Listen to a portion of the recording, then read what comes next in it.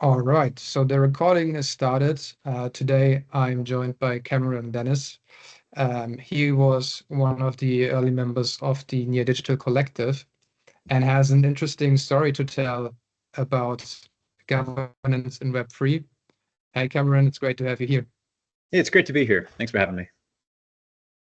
Awesome. So you have prepared a presentation that basically walks us through what happened at the Near Digital Collective and some valuable learnings for us that are interested in Web3 governance. Um, I would just hand the mic over to you and yeah, let you take the stage. Awesome. Yeah, sounds great. So, hey, everybody. My name is Cameron Dennis. I've been building Web3 for about almost 8 years now. Currently run an incubator and kind of growth studio called the Banyan Collective. We spin up and spin out and sort of contribute to a bunch of different products, primarily in the Near ecosystem. Before that, I worked at the Near Foundation on pretty much everything from business development, investor relations, developer relations, some integration work, kind of like everything, given that I was one of the first employees at the Near Foundation. And before that, and I actually still today, run a nonprofit that starts blockchain development courses at universities. Co-founded my blockchain club at UC Santa Barbara, the school I went to. And it's just sort of dedicated to education in Web3 because I don't think that the world is inherently broken. I think that money is the root of all incentives, and it's the incentive systems that are broken. And if we have programmable money, i.e., crypto, we're able to recreate a world where incentives are aligned. And so that motivation kind of got me to get involved in the Ethereum ecosystem in like 2016. Read the white paper, just sort of stoked on the mission and kind of vision there. And so have dedicated my life to Web3 since. But yeah, it's pretty much a quick background on me. Just want to flag, none of this that I'm about to share is actually opinion of the Near Foundation, NDC, or anyone else in the Near ecosystem. This is 100% my opinion and experience in the Near Digital Collective. And so there are other experiences and opinions of what happened in the NDC. So I would absolutely recommend hearing those people out. I am one of many people that were involved. And so just want to flag, this is just my opinion. But before diving into like what the Near Digital Collective is, I think it's really important to understand what Near is and kind of where Near came from. And so Near started back in 2017, actually as an AI project to create an AI developer that can pretty much rewrite the entire internet in a formally verified version of Rust. Now, in order to create an AI developer, you needed a ton of data. In order to get a ton of data, you need to pay people for that data. In order to pay people for that data that are all around the world, you need peer-to-peer cash. And so the problem at the time was that there was no network where the transaction fee was lower than the transaction itself. And so they needed, Alex and Ilya, the two co-founders, needed to create a scalable blockchain that was actually easy to use, that didn't have 64-character hexadecimal public keys as usernames, that was WebAssembly based, so you're able to actually build apps that are very browser friendly, i.e. mobile friendly, and you needed to be able to scale state to ensure you can actually build apps that scale. For those who might not know, Ilya is the co-author of a paper called "Attention is All You Need." This was the paper that sort of introduced transformers, the T in ChatGPT, back in 2017. This is sort of, if anyone is familiar with AI, like the paper that started pretty much the AI revolution today. And he and Alex realized very quickly that they kind of opened Pandora's box, and we need a way to verify our money, data, and governance, power of governance in a world controlled by superintelligence. Enter Near. So the quick overview is like that all started back in 2018 or so, pivoted to Web3 in 2018 from AI after realizing that we do need a scalable network. And it's been very focused on, the entire ecosystem's been focused on getting a lot of users, making sure that the protocol can actually scale, where the transactions will continuously be cheap and fast. So we proved it. And so just to kind of, vision I kind of mentioned earlier, we first needed to verify that the L1 can actually handle the real demand. Next step was ensuring that all of the blockchains can interact with each other seamlessly, where users don't have to care what dApp their favorite app is actually built on, because if you need, like the reference today is like if you need an AWS account in order to use Azure, Snapchat or go to the 7-Eleven up the street to transact, we will never actually see adoption in any payment technology. And this is kind of where it is today. Like you need a MetaMask wallet or Ethereum wallet to interact with Ethereum apps, Solana for the same. So focus on chain abstraction. Next step is once we kind of check the blockchain box, focus on the main reason why Near got started to begin with, which was user-owned AI. We will not be talking about that today, but it is incredibly relevant for the topic of governance because who's actually going to govern this fully sovereign, super intelligent agent? Well, to be TBD, we're not sure yet. But first step was we need to actually verify we can handle real demand. Worked with a bunch of Web 2 organizations interested in Web 3 to actually solve a problem for them. Just kind of Near has a lot of users as the takeaway. We proved that we can actually scale demand. Next step was chain abstraction. We're really, checking each of these boxes. You may have seen Near DA, you may have seen chain signatures, the boss, all the decentralized front ends. A lot to unpack here. Each of these topics has many PhD dissertations within themselves. So I'm not going to dive into that. We are today focused on governance, which, by the way, is very important for almost every single layer of the stack. And so what did we do? We tried to create a digital government where we can actually test the ecosystem's ability to govern the Near Foundation token treasury. That's a huge ambition, especially given that the Near ecosystem is inherently global. We have people all around the world. The two co-founders, one is Russian, one is Ukrainian. I kind of think it's like a funny, kind of romantic in a way story where, Russian Ukrainian join forces to ensure superintelligence doesn't solely fall in the hands of corporate America or corporations generally. And decentralization is really the mission. So that includes governance.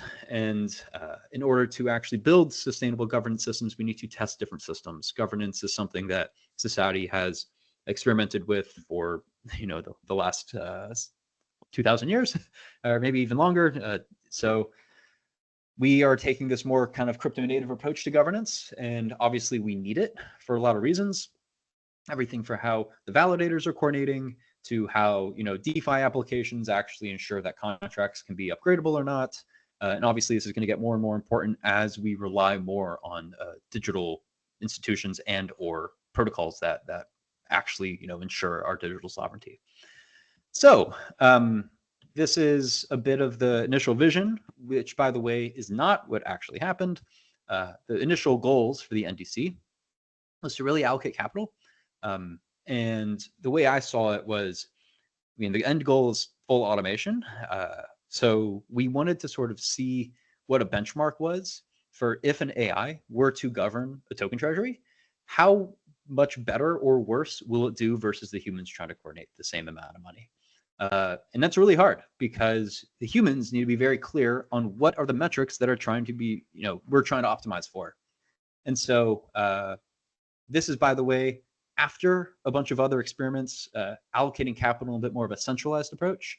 I was actually part of the Near Foundation at the time where we were, running grant programs and, trying to identify these teams to actually drive certain metrics.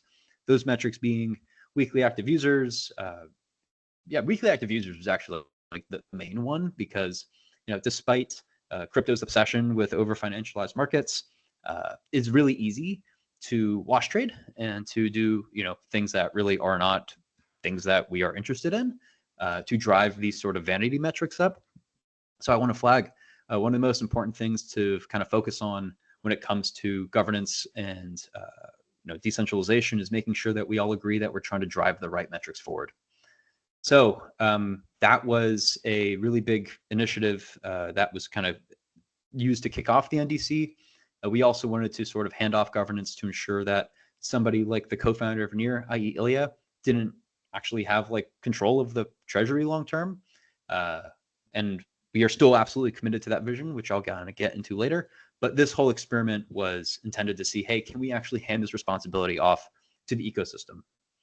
Now, actually my background is in political theory.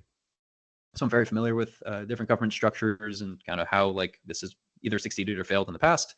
And so we gave it our own little spin, but the initial motivation was just to kind of decentralize the Near Foundation. Big initiative. And so we realized that there's no perfect governance system. The main thing that needed to be funded were public goods. The hard thing is actually understanding which public goods to fund. And part of the reason why this is so difficult is because, making decisions in large groups is really hard. Like really, really hard, especially when humans that don't know each other inherently don't really trust each other, especially when everything is so geographically disparate that, the Russians don't love the Americans and the Ukrainians don't love the Russians, and for whatever reason, the Latin Americans don't love the Ukrainians. And, there's all of this real politics that gets involved when we're talking about money. And so this is sort of the preface of it all. But the whole goal here was to actually ensure transparent decision making, making sure that votes and decisions are actually recorded and can be explained and iterated on. I'm actually reading currently Principles by Ray Dalio. This is, for those who don't know, Ray Dalio is a hedge fund manager, super, super successful. And one of the reasons why he is so successful is because he recorded every time that they made a bad decision to essentially embed those negative decisions into different algorithms to make better trading investment decisions in the algorithms that actually make them money, which is really, really fascinating. And so we wanted to sort of do something similar, but instead of just profit, which is not the goal of the Near Foundation, it is to grow the ecosystem. But what does that really mean? Like, what are the KPIs that actually push that? The other reality is that humans don't love politics. We don't love complex decision making. And so how can we, ultimately create systems that don't require humans to truly understand the context of everything? I mean, even when decisions are so important, like who is the leader that's going to govern your country, voter turnout is still really low. And so this experiment not only was intended to identify the metrics of success, understand how we can actually incentivize people to vote or participate, but then lastly, reduce the friction as much as possible and create sustainable and relatively frictionless dispute resolution systems for when these systems don't work. It's really ambitious. And so Ilya Polusukin, the co-founder, he initially proposed this structure where there was the treasury in the middle, Congress, this organization called the House of Stake, which really is made up of all of the near holders, the House of Merit, which is somewhat of an elected or even appointed group of people that were to kind of hold the executive branch accountable, and then the executive branch is appointed by the House of Merit and kind of held accountable also by the House of Stake. You can kind of walk through this initial vision. There's a lot of documents and everything kind of describing this. There's a few great talks that Ilya discusses it, but he is sort of the person in question, given that he's the co-founder, the person that is trying to decentralize the decision making from himself. I mean, this is actually really rare in a lot of leaders. A lot of leaders don't want to give up power. Ilya is actively trying to give up power because he's committed to decentralization. And I would actually say, and you kind of get in this later in the presentation, but it's because he grew up in a place where, centralized power structures a lot of the times results in corruption. He grew up in Ukraine, and he does not want Mir to sort of fall into the same traps that almost every centralized government falls into. Even if you have, a benevolent kind of dictator, benevolent leader in a way, what happens when that leader changes? And all of that power then ends up going to another leader who might not be as benevolent. This is the case of, why we need freedom of speech, freedom of the press, freedom of assembly. It's because it's not about the leader today, it's about the leader of tomorrow. And so this is why, there's this proposed system for everyone to kind of hold each other accountable. But unfortunately, this is not what actually happened, because but the kind of Near Foundation and greater leaders there didn't want to execute it themselves. Like, the whole point here is for us to be a grassroots bottom-up movement where the Near Foundation actually, allocates or, a good amount of tokens in a treasury that can be governed. But this is not a small task. Like, who's going to govern this treasury? It's the same questions, by the way, that people have been asking for centuries, which is who actually decides who's the leader? What makes these leaders qualified? Who holds these people accountable? These are really important things that ultimately sustain trust.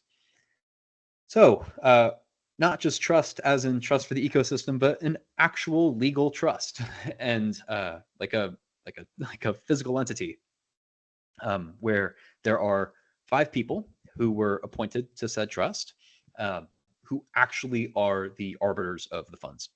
And so this trust was incorporated in Guernsey, and this is a kind of a small island off the coast of France. And this is the entity that actually controls the NIR. And by the way, it's like not a small amount of NIR. That's like a lot of NIR. I think NIR is currently trading around $4 or so, and so that's about $20 million, which is a lot of money, which is a huge target on the back of not only these people, but it really incentivizes, I guess, gaming of a system, trying for everyone in the pretty much ecosystem. Not everyone. There's a lot of great actors, don't get me wrong, but a lot of people were doing whatever they possibly could to take this money. And I'll kind of dive into that in a bit. And since the NIR Foundation was really wanting this to be a bottom-up initiative from the ecosystem, there was this working group set up, and there was a blog post, or we have a forum where a lot of this stuff is described, where we needed to create this what we call governance working group, the GWG. We'll hear more about this. The GWG, the initial goal was to create a constitution, set up this initial governance framework, and ultimately kind of define of what version 1 of the NDC, Near Digital Collective, would look like. So there was a very sort of informal kind of election inside of the forum that helped decide on who is going to be of this, like, on this governance working group, which we kind of defined as like NDC V0. So there was a bunch of characters who were very interested and obviously engaged in the NIR ecosystem beforehand, because they needed to have some sort of trust in the ecosystem to warrant their position as somebody to set up this initial governance framework. And there's this guy named Blaze, who used to lead an organization / community called the Open Shards Alliance, which was governing and actually coordinating a lot of the NIR validators. And so he was sort of appointed as the sort of dedicated person to lead this governance working group, the GWG. He was great, I think, in the beginning days.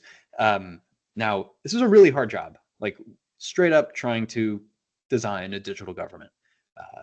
There's been a lot of failed attempts of this in the past, even in other ecosystems. And so I think Blaze was actually a great fit for the job, but it's a really hard task. So, but we need to kind of come back to these principles, like what are the things that are guiding the initial GWG? And this was pretty straightforward. We needed quality transparency, we needed clear goals and objectives, and obviously try to minimize politics. So that was the original principles. And then the GWG came up with these initial principles. So around inclusiveness, adaptability, transparency, anti-cartel. Now, this is sort of where things started to fragment, because inclusiveness wasn't really the main goal here. It was really about effectiveness. Same thing with transparency was always the goal. Anti-cartel, that's really hard to do, and I'll kind of unpack that a little bit more. But again, the principles that were originally set out in the sort of initial vision by Ilya were a little bit different from the governance working group. And this is natural, given that there's different people pushing these different initiatives. And so moving on, in order to enter V1, we ran an election. And this election was really, really hard. I mean, you probably have heard of many experiments of people trying to run digital elections. They normally don't end well. And the reason for this is because in the digital landscape, it's really easy to create a bunch of fake accounts and vote. So we call this Sybil attacks, and the whole focus here is to make sure we have a Sybil-resistant election. This is not easy, given that there's a big pot of money in the middle and a huge incentive to take as much money as you can. I did not take any of this money for my personal case. People who actually got elected did get paid. I was at the time I was actually funded by NIR Foundation directly to run Banyan, so I didn't feel like I needed any of this money, and so I had no real incentive to try to like swing these elections, but a lot of other people did. And so there's a lot of tech built out to ensure the civil resistance. The main tool that was created was called I Am Human.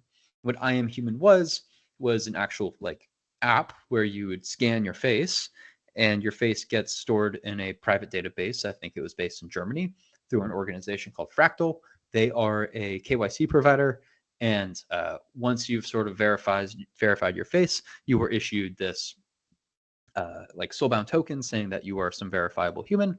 Now there was this other relative, like pretty controversial like identity check, which was this governance working group, the GWG, was able to issue these sort of soulbound like OG, like original. I mean, OG is original gangster, but in this scenario, it was just like original contributor to the Near ecosystem, saying like, "Hey, we know Cameron because we've seen him at conferences, we've seen him speak on workshops, we know the work that he's doing. I know that he's a human." He is now given this sort of OG badge, which was very controversial because now you have this like central authority deciding on who is qualified when to vote when that was not initially set out.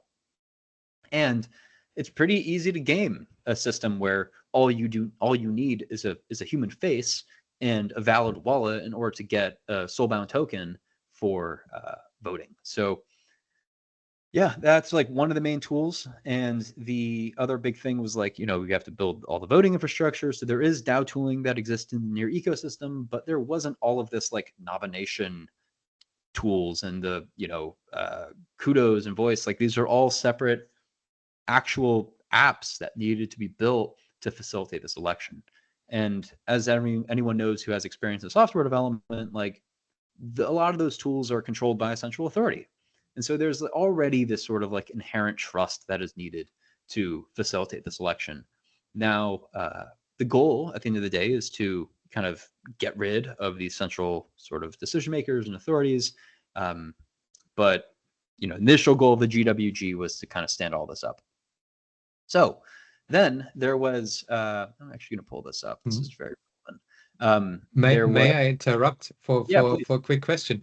Yep. So I was wondering, I mean, you said we were not getting any reward out of that, and you were not receiving any compensation, but for the people that were incentivized, do you remember how much that compensation was at the time? Yeah, we'll get to that. Earn? I believe it was around, man, it varies per person because of how much they contribute. And then there was like a vote to decide on who got what. I don't know off the top of my head. Also, for context, I've been a little bit out of the loop here in terms of like governance on Near in the last probably 5 months. And I believe it was around $3,000 to $4,000 a month. And this is actually a huge reason for some of the corruption that ensued, was because that's a really big salary in a lot of places in the world. I'm based in San Francisco, where that frankly would not be able to pay a lot of my bills. And so that was not my main focus of doing this. The reason why I wanted to do this was really to kind of usher Near into this kind of next phase of decentralization, which I thought was a prerequisite for long-term growth. But it's really hard. And so this is where the next big thing is like, okay, what are these priorities? What are these goals that we're really trying to focus on? What are these metrics of success?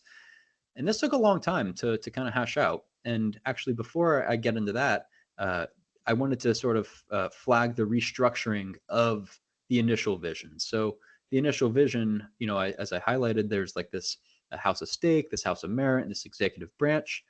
This changed. The governance working group suggested a different process and governance structure and like, you know, almost bylaws of the NTC. So instead, there were these, you know, this is like the V0 process with the governance working group.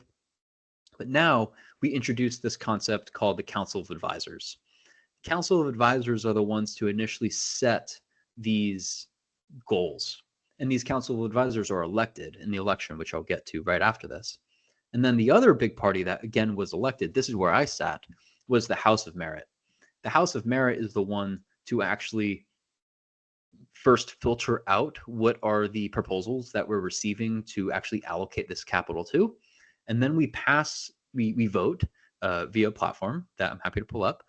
And then depending on the vote of the House of Merit, then that gets passed on to the Council of Advisors for approval. So they kind of have this like veto power.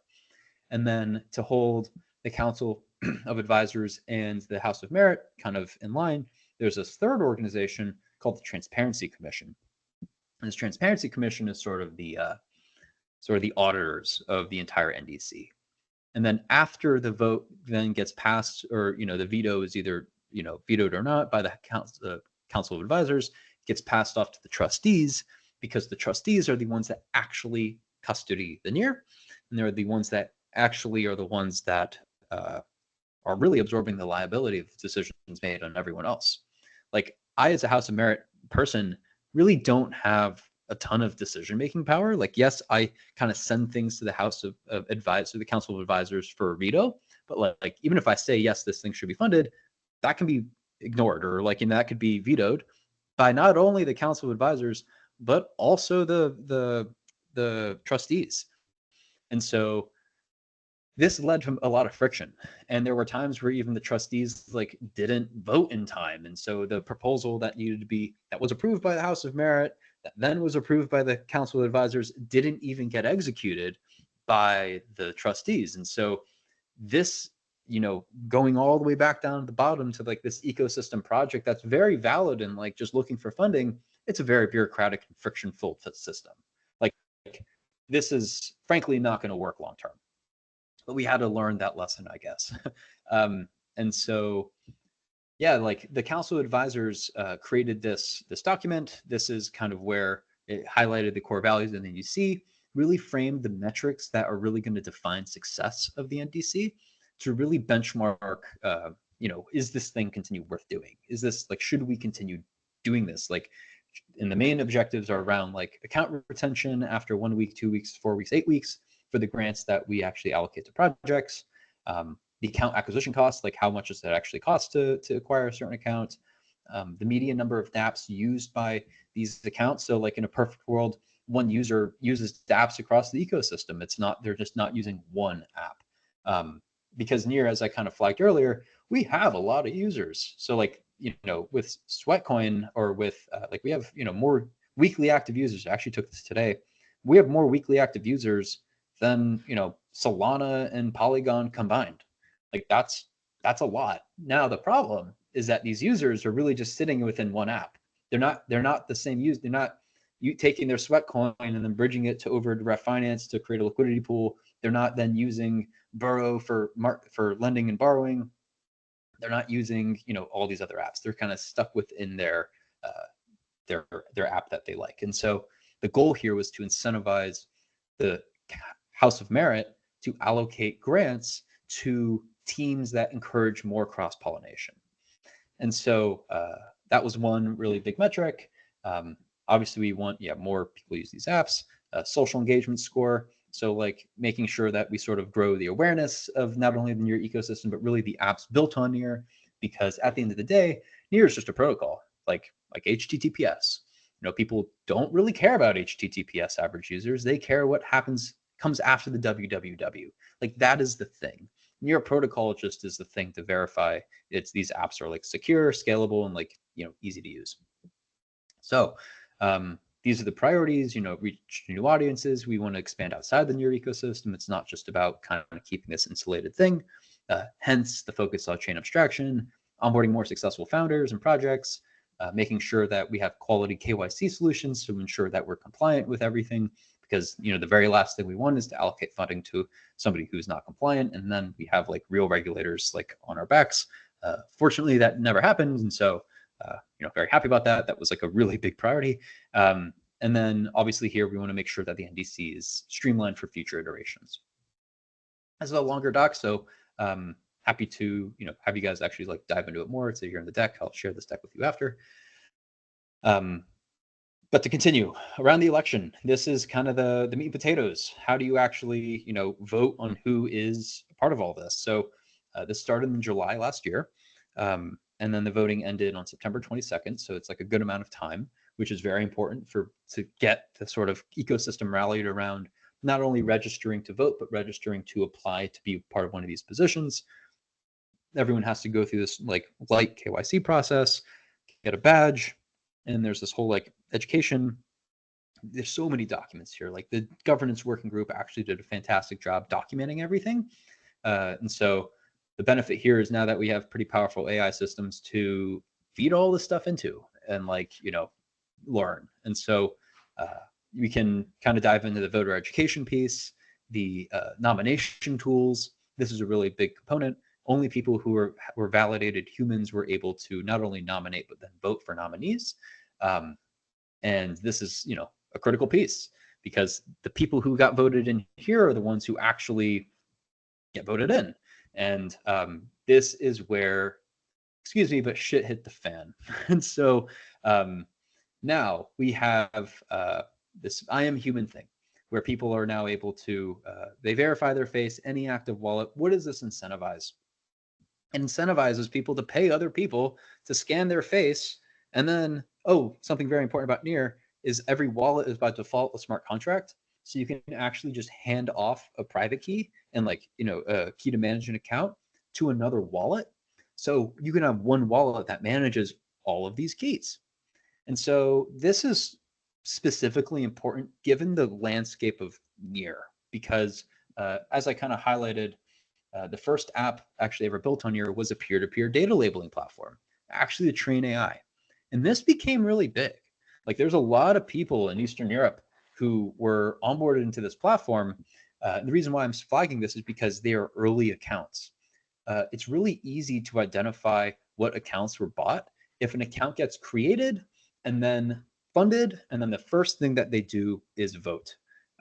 It's much harder to identify accounts that have been active in the ecosystem for a long time. And given that Near Crowd it's no longer exists, was the first app ever built on Near that is pretty much just paying people to label data to train AI agents. This is back in 2018, by the way, 2019. Actually, no. So the protocol launched in 2020. So these accounts are from 2020, but this is why Near got built.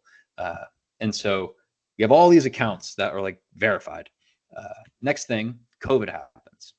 So again, this is like 2020. Now all these people, now there's even more people using Near Crowd because you couldn't really get a job physically. And so this was like actually one of like, this was a really great way for people who only had a mobile device or, a computer to make money while everyone's quarantined inside. The next piece is, and this, by the way, all happening in Eastern Europe primarily. Next thing, war in Ukraine breaks out. So not only were people already struggling financially, given that COVID, kind of destroyed the global economy for a little bit, real war breaks out, which only furthers the pressure and desperation of people to take some money out of this treasury, which there's a lot of, to fund their family, fund their friends, like actually make sure that they can continue living. Like this is serious stuff. And so this kind of resulted into a ton of bribing and a huge incentive to pay people around the world to scan their faces to vote in this election. Which then there's all this really, really cool kind of like data science and analytics here where we started seeing these factions break out. And there's a bit of like a political party that emerged. Like almost everyone here is from Eastern Europe. Like, and I know these people and I know their profiles. So these are all like very, very, very like,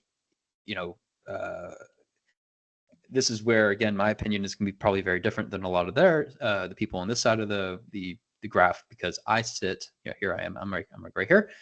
This part of it is more kind of Near Foundation focused, and this is like more kind of ecosystem in Eastern Europe. And the funny thing is, this is all Latin America. So fascinatingly, it's very geographically separated. And so you start getting these borderline political parties emerge. And they start only voting for each other. So what this graph is really representing is who voted for who. And so these people created a political party, in my eyes, it's a political party, called the Near Believers, because they didn't really like the direction that the Near Foundation was going.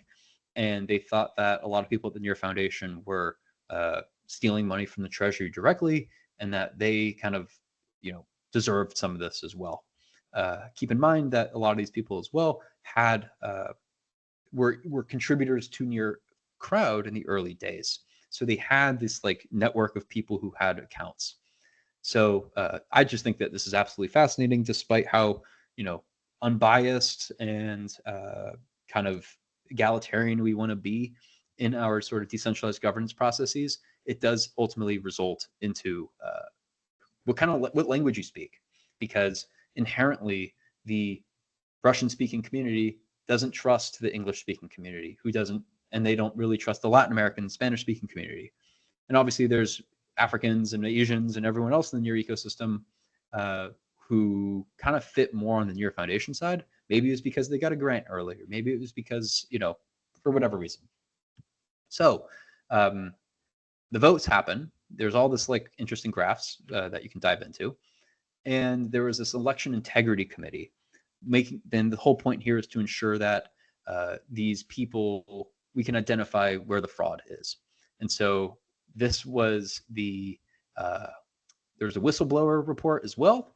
Let me pull this up. There's a whistleblower report where, by the way, this election integrity committee, it's very important to note, was run by the initial governance working group, which was not composed of a lot of the Eastern European community that was kind of concerned about, the integrity of the election. And so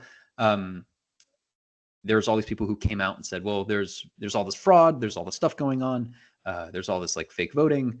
So everything is documented really well by the Election Integrity Committee, where we found out that almost 19%, 18% of the votes were compromised.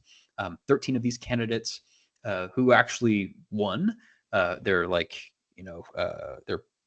thing, like their, I guess, campaign for one of the houses, they were disqualified, which is a lot. And over 157 voters were disqualified because they were either buying, there was some evidence of them buying votes. But this is also really hard to verify, because what if somebody made an account, or a very valid person that is a part of the ecosystem just didn't have the soulbound token, or just needed a little bit of gas for their vote. Like, you could be disqualified as a candidate if you paid for their gas, and essentially because it looks like you bought their vote. And there's a full report unpacking all of this, if you want to read it or just throw it into an AI. So there's a lot here. And the main problems with this election is partially everything was public. There was no private voting. And so the big issue is that I voted, everyone's incentivized to wait to the very last moment to vote, which I did, because if you see that everyone's sort of like swinging an election, you're not incentivized to vote for the best person. You're incentivized to vote for who's going to win. Who do you think has the best chance of winning? And so there's all these really good tools that were built highlighting this. Another big issue is sometimes that the voting tools were hard to use. Like, some people got confused on how to click certain things. I mean, I think the example, like the real world example of this in the United States, is the butterfly ballots of 2000, where the entire presidency, George Bush essentially got elected because of some weird voter count of votes in Florida, where it just so happened that his brother was the governor of at the time. And so is because the tools were difficult to use and the ballot was difficult to read. And so that actually swung the election in Bush's favor in the 2000 election, which is crazy, because 9/11 happened in 2000. Like, the whole world essentially changed because of the tooling of the government at the time. The other big thing is anyone with a face and can vote, which doesn't really, a face and a valid account, which doesn't really bring up the people who actually have stake in the ecosystem. And a lot of this ended up resulting in, like, a lot of the people who actually do stuff, people who are really contributing to the Near ecosystem, they felt like this was a big scam all along, or like, not a scam, but like this was just a fraud-filled election and they didn't want to participate. And so for these reasons, like, there was a big issue with the election. And like, it's evident that there was fraud going on. I can kind of dive into that, but guess what? We moved forward. We pushed along. And so the House of Merit got created, 15 people on that, 7 people in the Council of Advisors, 7 people in the Transparency Commission. And this is kind of where, my opinion, might vary from others, is I think that the Transparency Commission was 100% full of crap. No one here actually really knew how to hold people. Very few people here actually knew how to hold people accountable, and those who did were outvoted by those who kind of swung the election. And by the way, this like Eastern European kind of cartel in a way is the way I see it. They swung the election. They successfully did this. Like they placed a bunch of people. Like they successfully did it despite all of the election integrity committee and all this other stuff. They were super well coordinated. And I started learning about like how KGB kind of influences elections, and like I saw a ton of fascinating parallels between the tactics and practices that they were doing and kind of what was going on in the NDC at the time. And so, and then the governance working group kind of, in my eyes, mingled with some of the results as well. And so like there's absolutely not some unbiased third party here like trying to figure out like the best solution. And so I would say that the cartel successfully sort of infiltrated the entire NDC. I think the entire Transparency Commission was made useless. Council of Advisors, this is where I think the governance working group really put a lot of pressure on ensuring that this was not also swung by the cartel, primarily because if they vote, they had veto power. And so if we had strong people there, we can also ensure like the money's not just going to disappear. And then I sat in the House of Merit, which is by far, I think, the place where like the vast majority of the kind of cartel lived.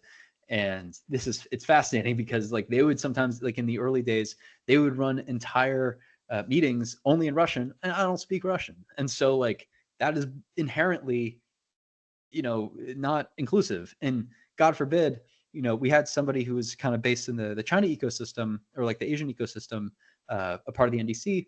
Time zone wise, he couldn't participate in any of this because he just never was on the calls. And he was not really that intrigued to participate asynchronously because he saw the crap going on. And he was a real builder. He was like a real contributor to the ecosystem.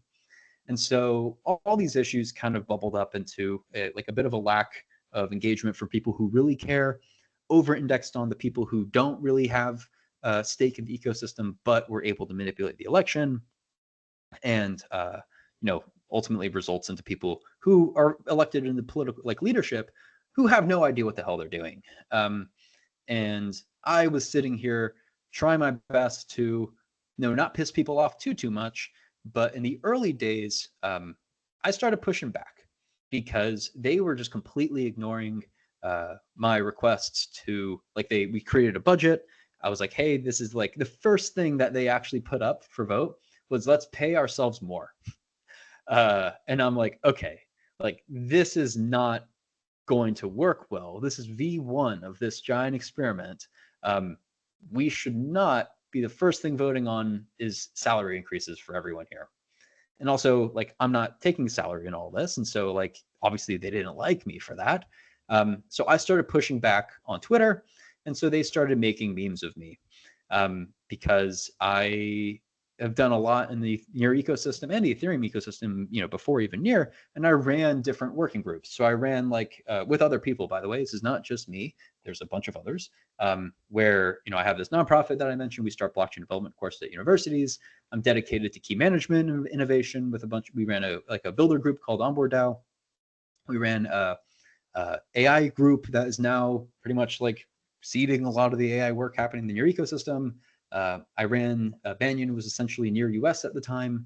There's near Vietnam. So they thought like I was just an octopus with my tentacles and everything. And then they also thought that I was stealing this money, which I was not. I was making none of it. And so, they started making memes of me. And this sort of resulted into me. No, I didn't actually let up in my criticism. I just was less public about it because also I would make some comments or suggestions and they would just straight up ignore them, continue pushing their agenda forward. And I wasn't having it because I care about this ecosystem. And I see this as a good example to like decentralize. What's up?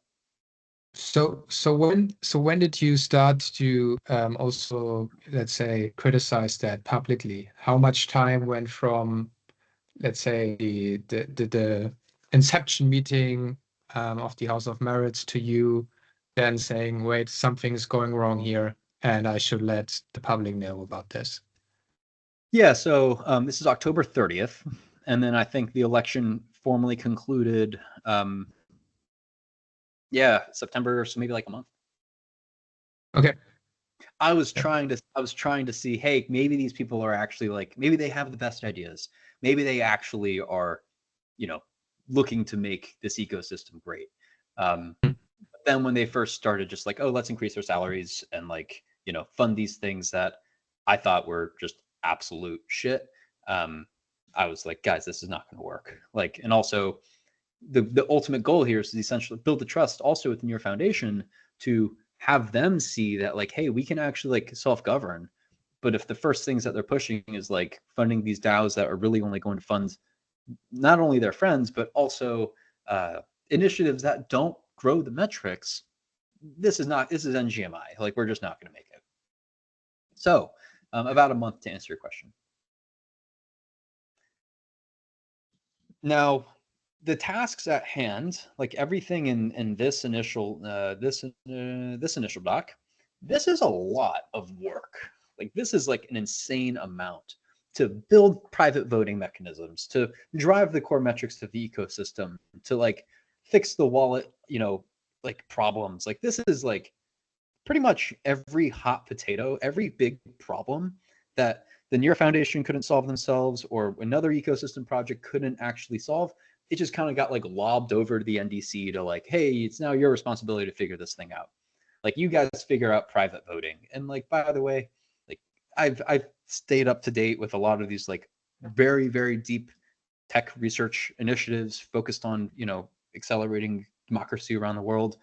And private voting is an issue everywhere, like in real world. And so this is not some like arbitrary task for, frankly, people. It's an unsolved problem that people who don't trust each other are intended to solve together. It's just a recipe for disaster. And so the NDC House of Merit needed to create this like ops team. And this ops team is sort of there to help design the new voting system, improve the like all the tech that needed to be built out, stand up the initial compliance team. There's like a lot of real work here.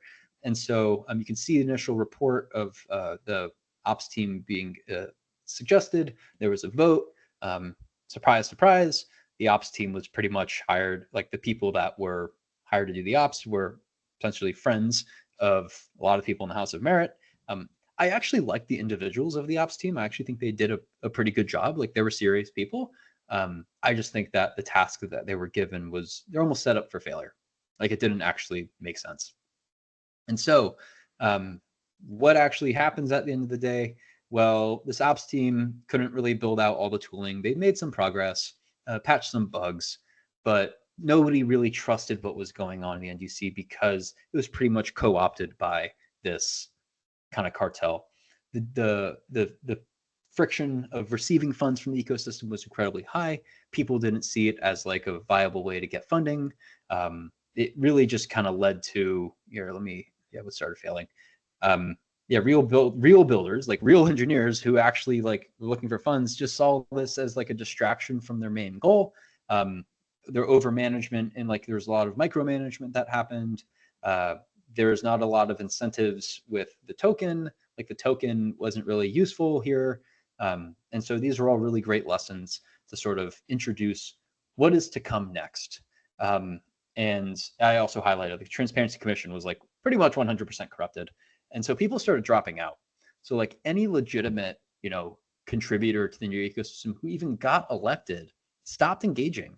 I was probably one of the last people who like have built products, have built like actually contributed to the ecosystem that stuck around. Everyone else quit relatively quickly because partially it's a reputation risk too.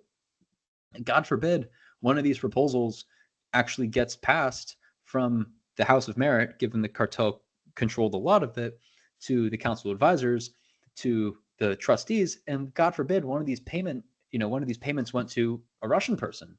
Now we're breaking OFAC laws. That's a real problem. Like, thankfully that never happened because we set up all of these, like checkpoints. But this is like real liability for people who honestly have too much to lose. And so people started dropping out. which then pretty much just left me and like the cartel. And funny enough, we actually ended up like kind of finding some level playing ground. I respected their ability to coordinate really well. They were really well coordinated, I will say. And I was like, holy crap, like you guys can do this well. I would just wish that like they would use that power and skill for, growing the near ecosystem another way. But yeah, that wasn't really the case. And so in about I needed to update this presentation just for context. I gave this presentation back in, I believe it was like May this year, and so this like right after the NDC pretty much closed down. And yeah, I haven't really updated it since. But since then, there's been this new initiative that is pushed by partially Near Foundation, because we're still committed to decentralized government and governance. Like this needs to happen. And so kind of going back to the initial vision here, there's this new house, this new Congress type of thing that is being created called the House of Stake. And the House of Stake is not focused at all on like civil, like the civil, we're hedging civil resistance. And the whole point there is you have to actually delegate near to a validator, and your voting power essentially be measured by how much near you can delegate. Now, you will say that this is a whales game, and the people who with the most near is essentially an oligarchy, are able to kind of decide on how funding gets allocated from this treasury. But I would argue that that is a much better, case than people who frankly weren't qualified to make decisions on what needed to be funded. At least now it's a bit more weighted towards the people who actually have stake in the system. And then you can lock your near up for a certain period of time. There's an entire, like this is not a small document. It kind of talks about the entire governance framework. By the way, it gets really complicated because we have liquid staking protocols, which, by the way, like a good portion of near is locked into. So like, how can you actually lock a liquid asset, like a liquid staked asset? It's really hard. And so, we're going to see, I'm assuming we're going to see new governance attacks given this new framework, because again, there's a lot of money at play. This treasury, I think like total, and you don't quote me on exactly these metrics. I think total for NDC V1, it was like around $1 million or so, like $1.2 million was spent, when there was like potential loss of 20. So I actually think like it was a expensive experiment for sure, but it could have been worse. Unfortunately, we had a lot of these backstops. So this is where governance on near is going, and it's called the House of Stake. I do assume that after a while, these other houses will sort of pop up. In this House of Stake, there is, people are just incentivized to delegate their near to a certain validator, giving them a certain right to vote. There will be sort of like delegated pools. So like, frankly, I'm kind of burnt out on governance. I will say, like, I was voting on every one of these initiatives. I was reading all these proposals. I was arguing on forums. I was like, trying to flag corruption. Like it's just, and meanwhile, I have my job. Like I'm still like running an incubator. Like I'm still like spinning up and spinning out products. Like this is not a small task. And so, yeah, I'm frankly just kind of like dedicated to shipping these days. But the other big other thing here is like we need private voting. And so, the the NDC ops team did propose, solutions to all of this. Whether that they will be integrated in the House of Stake or not is to be seen. But this is kind of where governance is going. So I would love to. I'm not, as I said, like I'm a little burnt out on governance. I would probably kind of point you to somebody else that is running this whole initiative to learn more. But yeah, like this is where it's going. Yeah, I mean, super interesting story, and a lot to be learned from that. It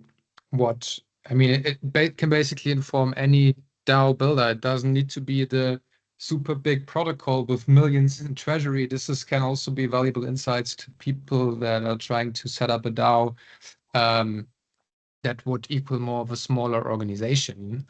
So a lot to take away from here. Of course, it would be also super interesting to see what in this new governance proposal is suggested, but the presentation so far brought already a lot of insights. I think that we could do in another form of content and as a follow-up to that presentation. So Cameron, thank you a lot for taking the time and leading us through the learnings from the Near Digital Collective. And yeah. Yeah, I would say one thing that I would also recommend is like, this is again just my opinion, just my interpretation.